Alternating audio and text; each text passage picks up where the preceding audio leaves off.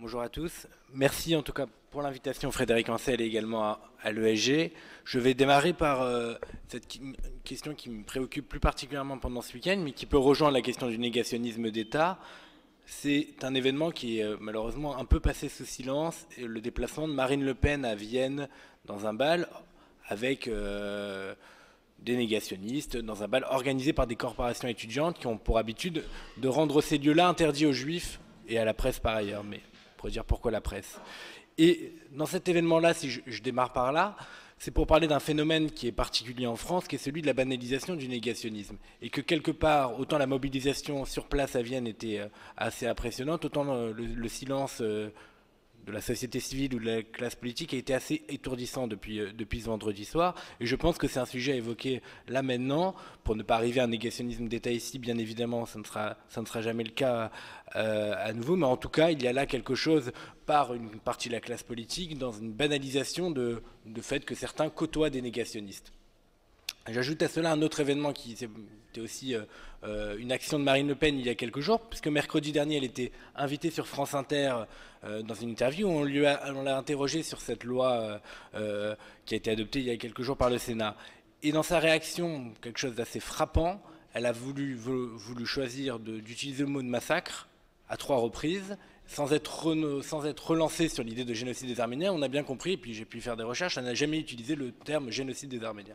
Génocide arménien. Donc voilà quelque chose aussi qui se banalise, puisqu'elle n'a pas été relancée sur ce sujet-là. Son père l'aurait été avec beaucoup plus de virulence par les journalistes. Et là, voilà quelque chose qui peut passer.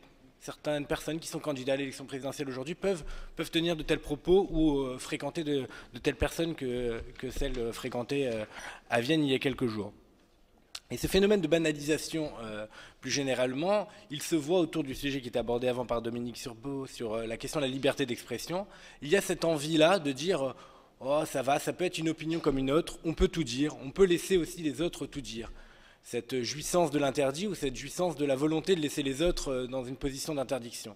Il y a en ce moment, par exemple, une profusion de vente d'objets nazis dans les librairies, dans des librairies ou même dans des nouvelles revues qui sortent.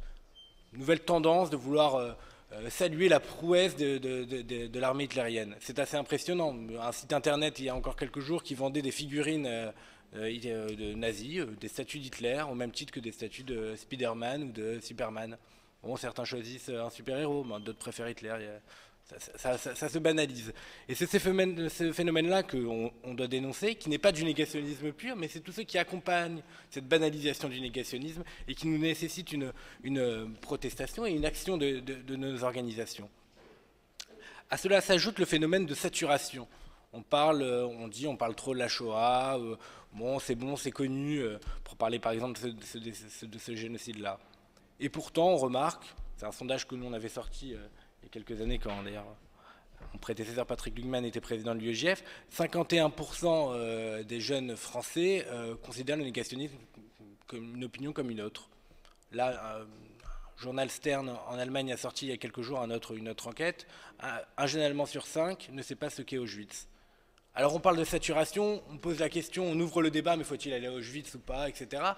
Et alors à côté de ça, la saturation, on ne la voit pas, puisqu'en réalité, il y a un gros problème de transmission de l'information. On a un public désinformé, alors il faut une loi, et je reviendrai là-dessus après, mais il faut aussi beaucoup travailler sur la question de l'éducation, où en réalité, il n'y a non seulement pas trop d'informations sur les génocides, mais seulement pas assez de travail d'éducation.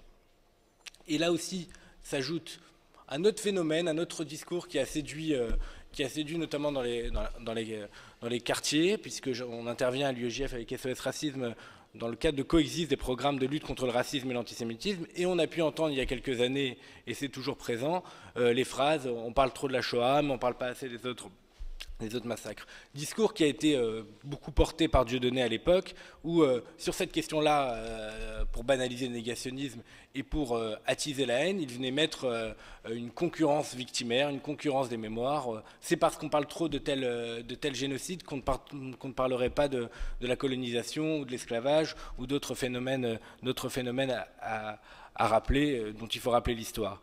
Et à cela, on avait opposé à l'époque quelque chose qu'il est important, que je tiens à rappeler, c'était Benjamin Plan qui était président de l'UEJF à l'époque et Frédéric Ancel d'ailleurs avait participé avec nous à un voyage, c'était au Rwanda, c'était le phénomène de dialogue des mémoires. À ceux qui disent qu'il faut opposer les communautés, il faut opposer les mémoires, on vient dire non, les mémoires peuvent être des objets de rencontre et elles ne s'opposent pas, elles peuvent s'ouvrir et permettre le dialogue. Et c'était donc un voyage au Rwanda sur les traces du génocide Tutsi et on a opéré ce travail-là de dialogue des mémoires. Et ce travail d'éducation dont je parlais juste avant, où on doit se rendre encore plus souvent, je pense, dans des voyages de la mémoire pour mieux comprendre ce qui s'est passé, pour mieux transmettre à la nouvelle génération l'histoire des génocides, ça passe aussi donc par le fait de le faire à plusieurs, de le faire en dialogue.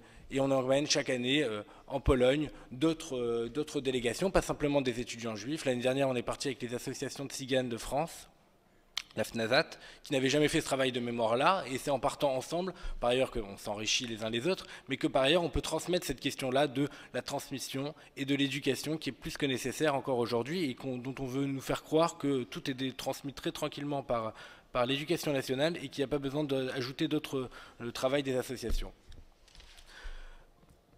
Et puis, un autre phénomène qui accompagne le négationnisme, c'est autre chose qui a accompagné par exemple ce qui s'est joué lors de l'incendie de Charlie Hebdo.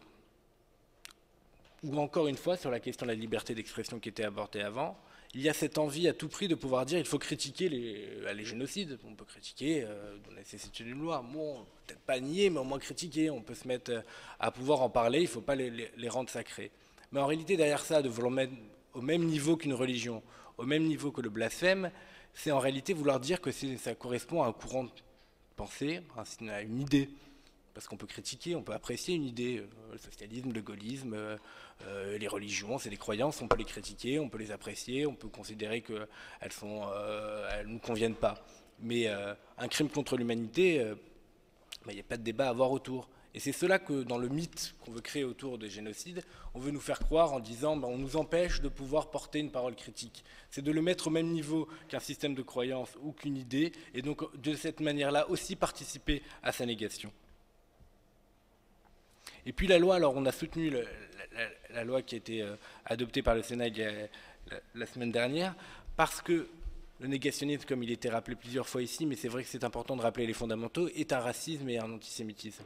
Parce qu'en réalité, ce qu'il y a derrière un propos négationniste, c'est pas simplement le fait de nier le génocide, parce que, peut-être que ça pourra paraître choquant, mais moi, quelqu'un qui veut juste considérer qu'il n'y a pas 6 millions, mais 5 millions et demi de morts pendant la Shoah, c'est pas cette partie-là qui est dérangeante.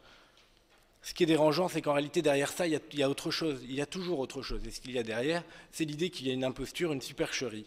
Une imposture, une supercherie pensée par les Juifs, pensée par les Arméniens, pour asseoir leur domination, pour pouvoir mettre le monde à leurs pieds.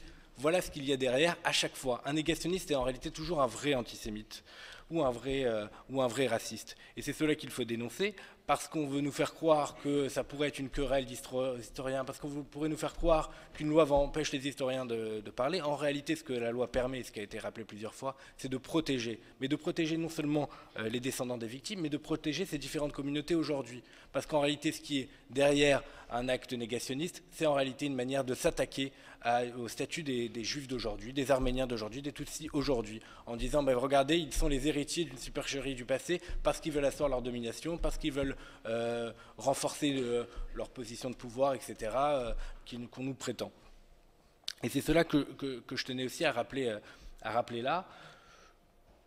Un dernier point essentiel, parce que je parle au nom des étudiants juifs, et que notre combat aujourd'hui, il est de travailler sur la mémoire et de considérer que c'est aussi dans une logique de prévenir ce qui se joue aujourd'hui. Alors, la présence dirigeant du collectif Urgence Darfour, dont on fait partie, avec la jeunesse arménienne notamment, et d'autres mouvements, parce qu'en réalité, travailler sur la mémoire et travailler contre le négationnisme, c'est en même temps penser à l'avenir et réveiller les consciences. Sans mémoire, il n'y a pas de conscience, et le travail de ce moment-là, face à ceux qui veulent effacer l'histoire, en réalité, ce qu'ils veulent effacer, c'est en réalité, c'est pas...